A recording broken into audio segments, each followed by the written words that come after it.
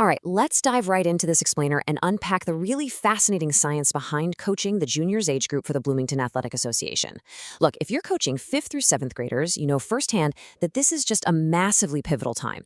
It's this wild period defined by huge physical growth spurts, totally shifting social dynamics, and literally a complete rewiring of the adolescent brain. So we're going to look directly at the science of what we call the adolescent remodel and figure out how we can use that data to seriously elevate our coaching strategies on the field. Okay, so here's a scenario I am sure many of you have faced. Have you ever watched a formerly agile, top-performing player suddenly trip over their own feet or just completely whiff a basic pass? You aren't crazy. You are witnessing biology in action, not a lack of effort. I know it can be super frustrating for both the coach and the player, but understanding the root cause here absolutely changes how we handle these moments on the pitch. To tackle this, our playbook today covers 4 key areas. Number 1, inside the junior athlete. 2, bridging the skill gap. 3, building team chemistry. And 4, encouraging healthy risk-taking. Let's kick things off with Section 1, inside the junior athlete, looking at the biology of 10 to 13-year-olds. Check this out. During this age range, the developmental paths of boys and girls drastically diverge. Girls typically enter puberty and hit major milestones like their peak growth spurt and their brain development midpoint right around ages 11 to 12. But boys, they generally don't hit that same peak until closer to 14 or 15. So when you're coaching a co-ed team or honestly even just observing a group of peers, this causes vastly different maturity levels on the exact same field. All of this developmental chaos leads to something called asynchronous growth. During these rapid spurts, get this, kids can grow up to 8 centimeters in a single year. To put that in perspective, their limbs are literally elongating way faster than their brain's motor maps can even update. So you've got to be patient. That clumsiness isn't a lack of focus. They are quite literally just trying to operate an entirely new skeletal framework. But wait, it's not just physical. Psychologically speaking, and this is based on Erik Erikson's developmental stages, we see a massive shift right in the middle of this age bracket. At ages 10 and 11, players are driven by what's called industry. Basically, they want to master skills primarily to impress you, the coach, or their parents. But by 12 and 13, they cross over into identity. Pure acceptance becomes the whole shebang. They're constantly asking, who am I and do I belong here? And that totally changes how they receive feedback from you. Moving right along to Section 2, bridging the skill gap and translating all this science to the field. Because of these wild developmental gaps, a one-size-fits-all approach, that just won't work. You need to use gradual scaffolding instead. You've got to break those complex tactical skills down step by step. For a struggling player, simplify the drill to just a single movement to reduce their cognitive load. But then, for an advanced player who's already got the core skin down, push them. Add secondary tasks, like having them scan the field for teammates while they dribble. You also have to remember the adolescent brain gets sensory overload super easily. Because it's incredibly difficult for them to filter out external distractions, monotasking really becomes your secret weapon here. Forcing them to focus on just one tactical task at a time is exactly how you ensure the lesson actually sticks in their memory.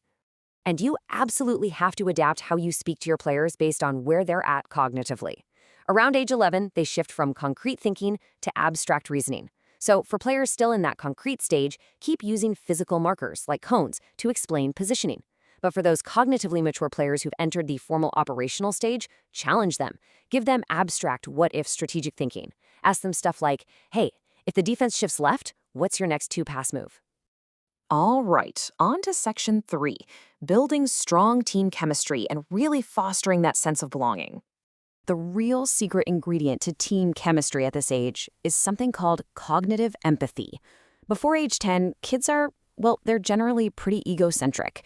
But around age 11, boom, they finally develop the cognitive ability to truly understand another person's thoughts and intentions. This is an absolute game changer for soccer because it allows them to actually anticipate where a teammate is moving off the ball. So, how do we use that? Well, here are 4 quick on-field tactics. First, ask your players, where does your teammate need the ball to be successful? It forces them to practice perspective taking. Second, rotate your peer leaders.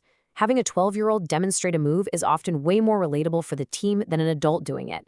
And finally, intentionally carve out space for small talk and use inclusive humor.